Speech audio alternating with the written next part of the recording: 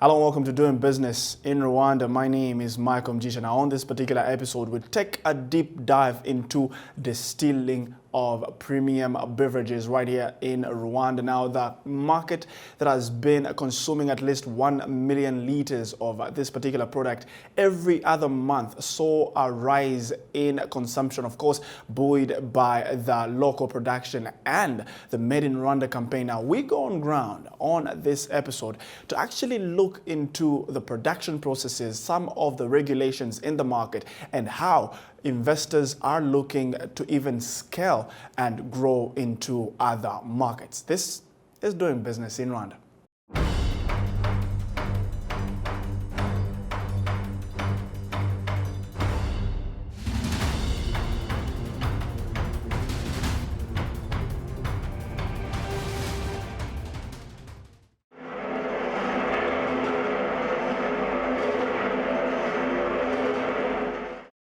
We actually make a single malt whiskey, a rum, a gin, a vodka, and a coffee liqueur. And we are the first ones to be doing this in a small batch in this area. Most of the products that are available here in, let's say, the regional local market are mass distilled products that is perfectly good products, but we are trying to make something that is craft, that is every single batch is unique. And that gives us just that advantage edge on the taste profiles that we can incorporate in to our flavors that are coming across in all of our spirits, whether it be our gin, our rum, our whiskeys, and our coffee liqueurs. So the initial behind setting this up was my business partner and myself. We sat down and we said, we would like to do something that is unique and we want to do it well. And when we looked at Rwanda, we saw that this was a place where we could be secure in our investments and we were looking for the future. And that is the primary reason why we set up in Rwanda. And of course, this is the land of 1,000 hills.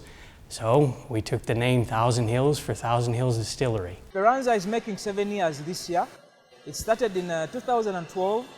The history behind Speranza started with an initiative of making alcoholic and non-alcoholic beverages for Rwanda that are certified and at the world level. So the history behind Speranza is that it wanted to make good quality products affordable to Rwandans and the region in general. We were the first certified company, liquor company in Rwanda. The mark itself speaks. We were given the S mark to show people that the quality is okay. We have artisans working for us. We don't use people just because they can work. We use people because they are qualified and they are certified. We started distilling January 14, 2014. And first thing we started with was whiskeys. And then we moved into rums. We have a great supply of sugarcane available here in this country. And we think that it is a great product to make. That is also why we spun off and started doing the coffee liqueurs, because we got a lot of good traction off of the flavoring of our rums. We're very happy to be working with Question Coffee, and this is an initiative that uses over 20,000 women coffee farmers here in Rwanda, and we're very proud to be supporting that initiative. We use specialty ingredients for everything that we make. When we make our gin, we use about 20 different botanicals. We try and source as many as possible local in Eastern Africa. It is wonderful being so close to the spice islands of Zanzibar that can provide us with a lot of additional spices that we wouldn't be able to get somewhere else. And also, we also get some wonderful vanillas coming out of Madagascar. Our raw materials are sourced from the best suppliers in the world. You can see the big companies in the world. We are not competing regionally, we are competing internationally.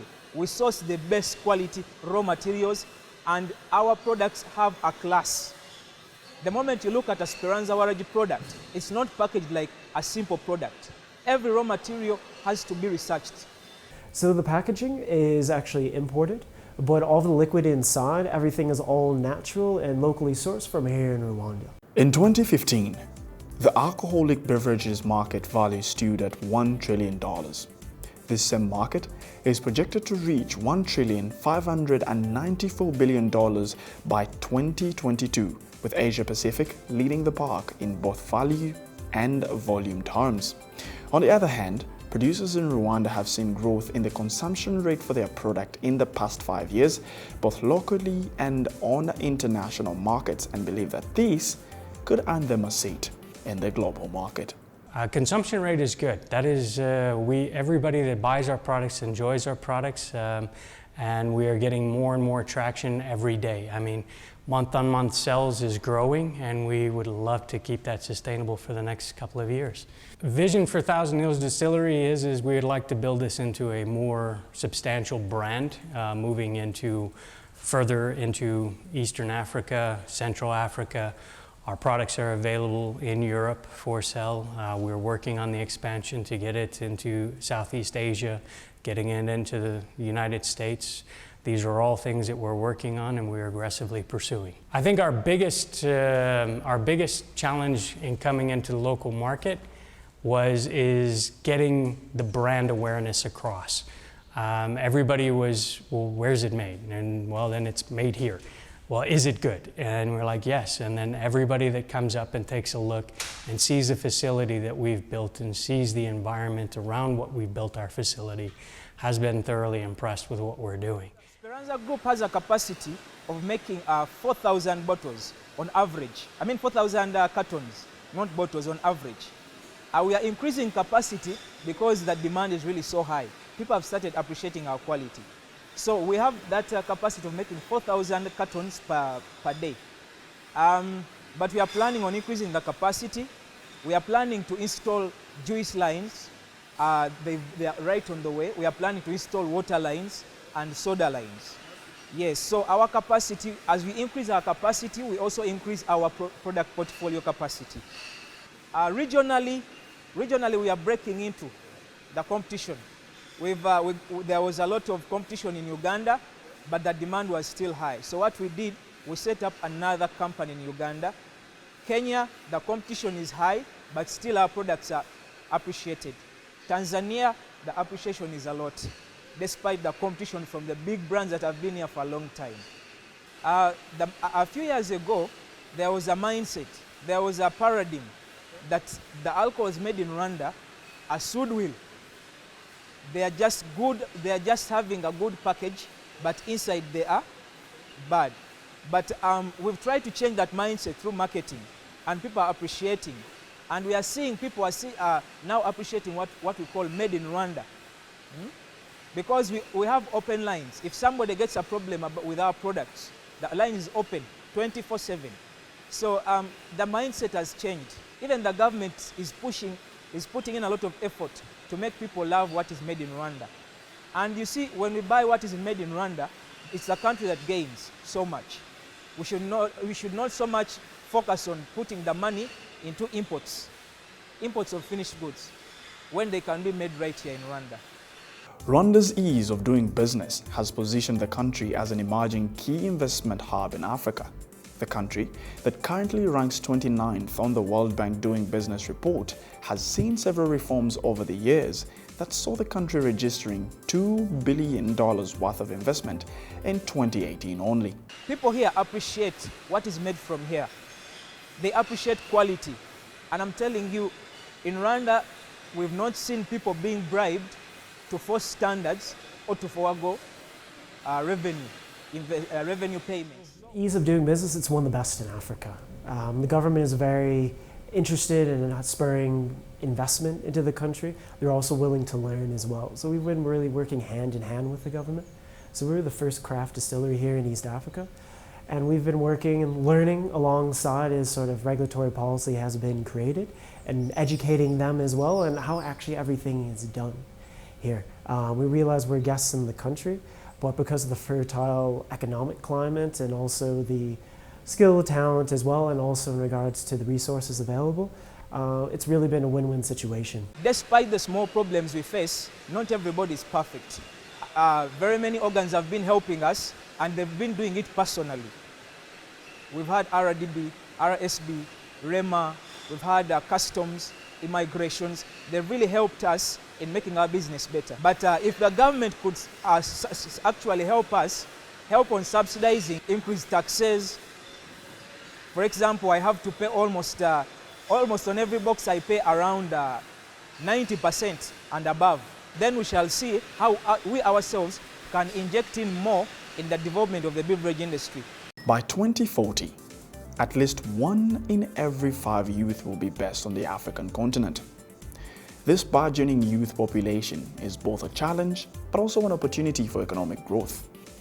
With the current rate of unemployment on the continent, Rwanda seeks to create over 1.5 million new jobs by 2024, roughly translating into 214,000 jobs annually.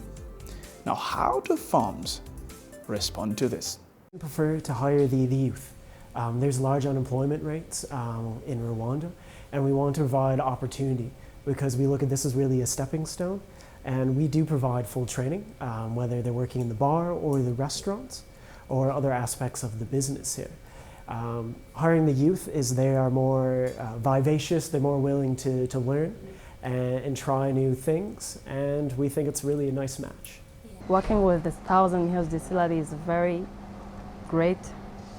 So they offered me the job, so I get more experience. For now, I can do all cocktails for our menu. I get the skills here, yeah. Before I don't have any idea about how to do it, but now I think I'm good. So the good thing is because our product is 100% made in Rwanda, so I think it's a very good improvement for our country. I have been working here at Esperanza for 7 years now. When we started back then, we were only less than 20 workers, but now we are over 190 workers. I have been the representative of all the workers working here, and I have managed to witness the growth as well as learn on how things are done in this sector. The few of us who started working here back then, we used our hands during the production process, and we have developed slowly by slowly. And with time, we were able to get machines to use in production as well as hire experts who could run these machines. But there are still some people who use their hands, since the work they do requires them to do so.